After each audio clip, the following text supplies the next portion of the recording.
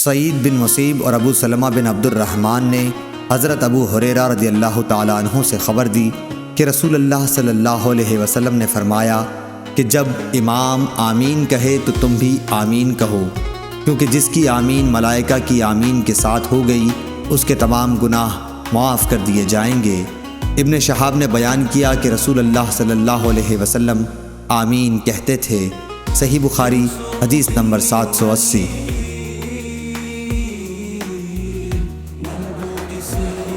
حضرت ابو ہریرہ رضی اللہ تعالیٰ عنہ سے روایت ہے کہ رسول اللہ صلی اللہ علیہ وسلم نے فرمایا کہ جب کوئی تم میں سے آمین کہے اور فرشتوں نے بھی اسی وقت آسمان پر آمین کہی، اس طرح ایک کی آمین دوسرے کی آمین کے ساتھ مل گئی تو اس کے پچھلے تمام گناہ معاف ہو جاتے ہیں۔ صحیح بخاری حدیث نمبر 781۔